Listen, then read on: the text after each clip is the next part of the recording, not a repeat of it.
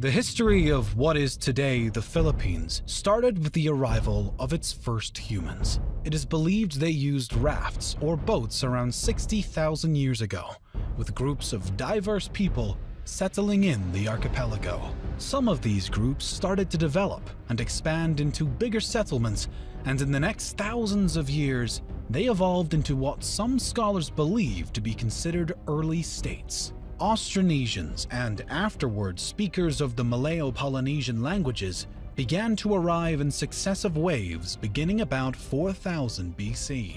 According to the existing evidence, a jade culture existed on these lands, starting with the Neolithic era. By 1000 BC, it is believed that the inhabitants of the archipelago had developed into 4 distinct kinds of people: tribal groups, warrior societies, the petty plutocracy, and the harbor civilizations.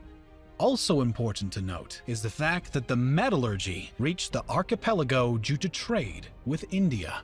Around 300 to 700 AD, the seafaring people of the islands began to trade with the Indianized kingdoms in the Malay archipelago and the nearby East Asian principalities, adopting influences from both Buddhism and Hinduism. Some cultures of present-day Vietnam showed evidence of an extensive trade network. Artifacts and goods were traded, such as glass, agate, or gold. There were also other items present in the region which were most likely imported, including ear ornaments that have been found in archaeological sites in the Philippines, Thailand, and Taiwan. The Indian culture influenced the Southeast Asian region starting with the 1st century. During the period of the South Indian Pallava dynasty and the North Indian Gupta Empire, Indian culture spread to Southeast Asia, and it reached the Philippines, which led to the establishment of new kingdoms largely influenced by the Indian culture and traditions. The date inscribed in the oldest Philippine document found so far, the Laguna copperplate inscription, is 900 AD. From the details of the document, written in Kawi script, the bearer of a debt, Namwaran, along with his children, is cleared of a debt by the ruler of Tondo. This is the earliest document that shows the use of mathematics in pre-colonial Philippine societies. A standard system of weights and measures is also demonstrated by the use of precise measurement for gold and other items, as well as in astronomy.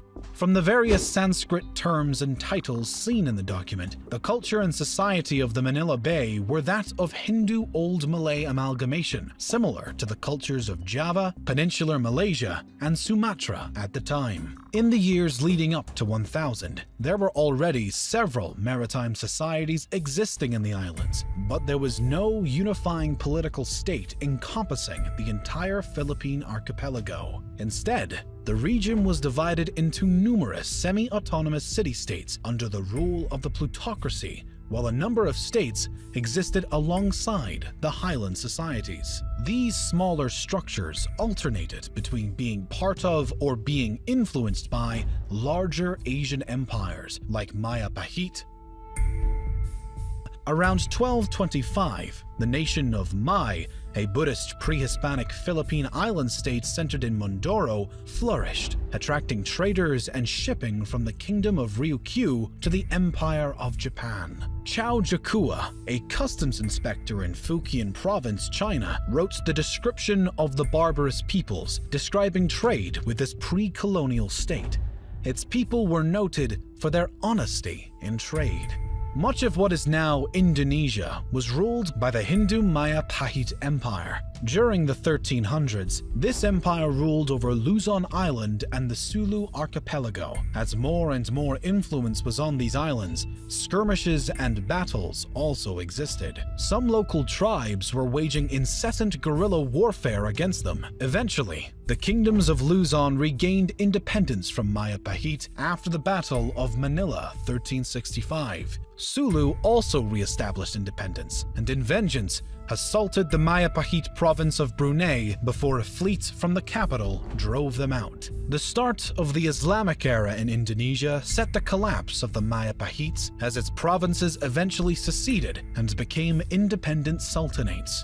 In 1380, Makhdoom Karim, an Arab trader born in Johor, arrived in Sulu from Malacca and brought Islam to the Philippines. Additionally, Sharif ul Hashim, an Arab Muslim explorer, established the Sultanate of Sulu by converting its previous ruler, the Hindu king Raja Baguinda, to Islam and then marrying his daughter. The Sultanate of Maguindanao rose to prominence at the end of the 15th century. Meanwhile, the religion was introduced to the area by Muslim missionaries and traders from the Middle East, Indian, and Malay regions who propagated Islam to Sulu and Maguindanao. As before, when Buddhist and Hindu cultures influenced the archipelago, the same case happened with the Muslim culture. Upon the secession of Brunei from the Maya Pahit Empire, they imported the Arab emir from Mecca, Sharif Ali, and became an independent sultanate. The new religion started to grow roots in the Philippines through conquest and conversion of local leaders in the next decades. Moreover, Islam was further strengthened by the arrival to the Philippines of traders and proselytizers from Malaysia and Indonesia.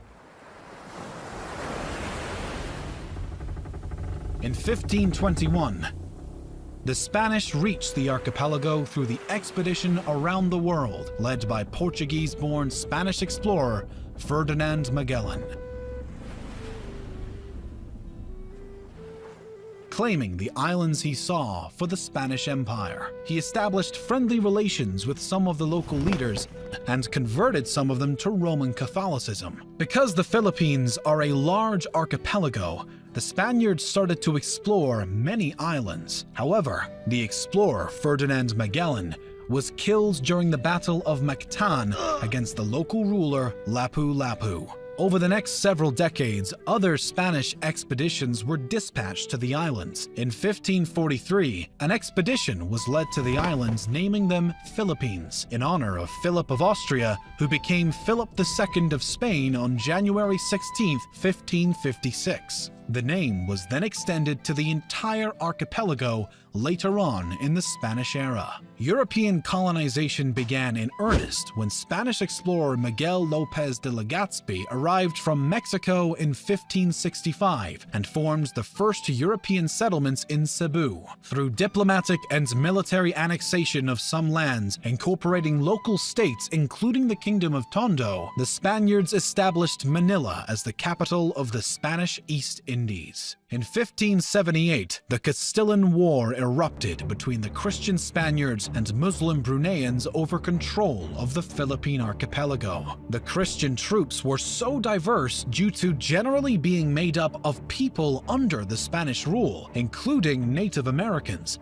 namely Aztecs, Mayans, and Incans, who were gathered and sent from Mexico and South America to be led by Spanish officers that had worked together with native Filipinos in military campaigns across Southeast Asia. The Muslim side was also very diverse though. They were supported by the Ottoman Empire, with their troops consisting of Malay warriors and expeditionary forces sent by the Ottomans, which included mainly Turks, Egyptians, Swahilis, Somalis, Indians, and others. The conflict ended with a status quo antebellum. Just 20 years after the conquest of Luzon, remarkable progress existed in the work of colonization of the islands and the spread of Christianity.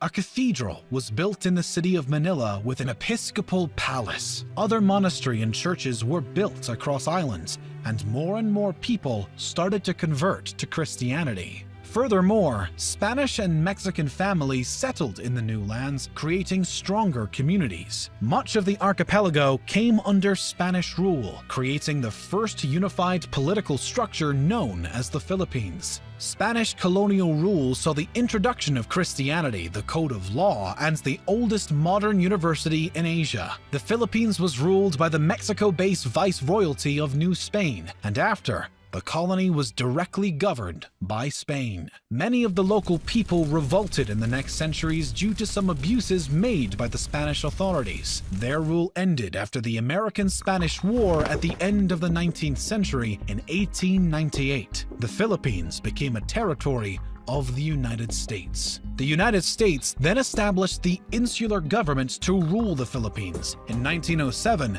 the elected assembly was set up with popular elections.